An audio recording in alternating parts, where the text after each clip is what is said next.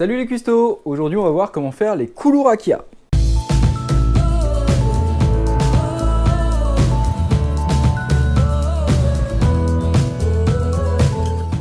Alors c'est une semaine un peu particulière parce qu'on a d'une part Benjamin qui a le Covid pour la deuxième fois et Olivia qui a la grippe. Du coup je suis tout seul, mais c'est pas pour ça qu'on va pas cuisiner, au contraire, on va faire ces koulourakia. Et les koulourakia c'est quoi? Ce sont des biscuits qu'on sert à Pâques en Grèce. Et pas n'importe quel jour, on les prépare le jeudi de la semaine sainte pour les servir le samedi. Dans le biscuit, dans la forme même du biscuit, on a déjà une symbolique. Normalement, ce biscuit se fait à 3 brins, c'est une tresse à 3 brins, qui est censée représenter le Père, le Fils et le Saint-Esprit, donc la Sainte Trinité. Mais de nos jours, on le fait plutôt à 2 brins, et si on regarde bien, c'est même un seul brin qu'on va plier en deux et torsader. Au niveau de la composition de ce biscuit, on va trouver de l'orange, du clou de girofle, et une liqueur qui s'appelle le mastilla, qui est une liqueur d'un mastic d'un arbre qu'on ne trouve que sur une seule île grecque. Autant dire que moi je ne l'ai pas trouvé, donc je l'ai remplacé par du brandy portugais, du macieira, et ça passe crème.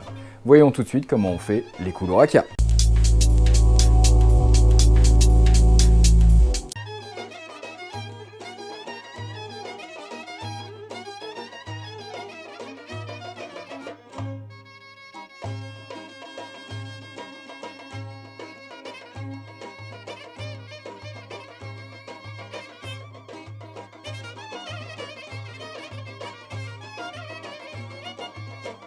Alors, avant toute chose, on va déjà extraire le zeste d'une orange, comme ceci, et on va maintenant en prendre le jus.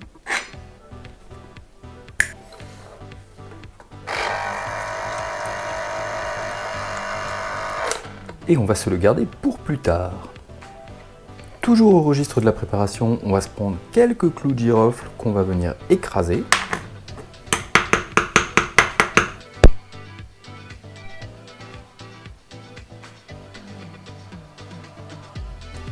Donc c'est là que les choses sérieuses commencent puisqu'on va faire du beurre pommade. Pour cela on va mettre les 250 g de sucre, auquel on va rajouter 250 g de beurre, et on mélange. Voilà, donc là on a une belle pommade. On va mettre les œufs progressivement, les 2 œufs, et on mélange. Comme ceci, on rajoute le zeste d'orange, les 3 centilitres de brandy, on remélange un coup, et on peut laisser ça de côté. Dans un verre, on va rajouter une cuillère à café de bicarbonate, le jus d'orange qu'on aura pressé juste avant, attention ça mousse. On va verser ça dans notre pâte, comme ceci. Et à ce stade, on peut rajouter un sachet de sucre vanillé, les clous de girofle et une cuillère à soupe de levure. On rajoute la farine et voilà! Voyons comment faire ces belles tresses. Donc on va prendre un petit peu de pâte qu'on va boudiner. On va pouvoir la rouler avec les 2 mains sur le plan de travail et l'objectif est d'en faire une petite saucisse qui va aller jusqu'à 18-20 cm à peu près.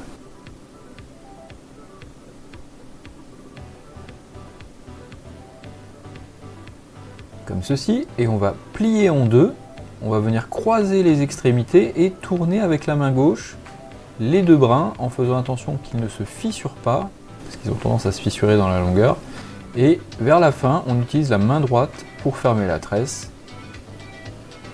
comme ceci. Et on fait comme ça pour tout le reste de la pâte. Maintenant on va venir badigeonner avec un mélange de jaune d'œuf, de sucre vanillé et de lait.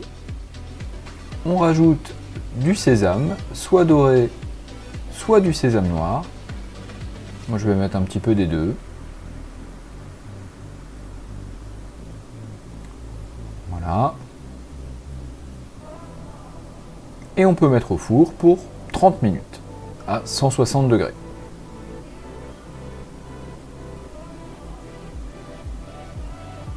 « 30 minutes plus tard, waouh, Ta-ta-ta-tan. C'est plutôt pas mal.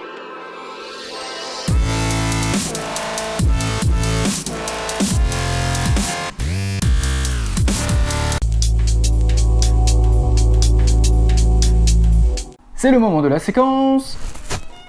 Et non, oui, Covid, grippe, tout ça. Donc c'est pas grave, on va faire contre mauvaise fortune mon cœur et on va manger nos koulourakia. Donc il faut savoir que le koulourakia, ça se mange dans le café, trempé comme ceci. Ce qui ramollit d'ailleurs un petit peu le biscuit, ce qui est pas plus mal.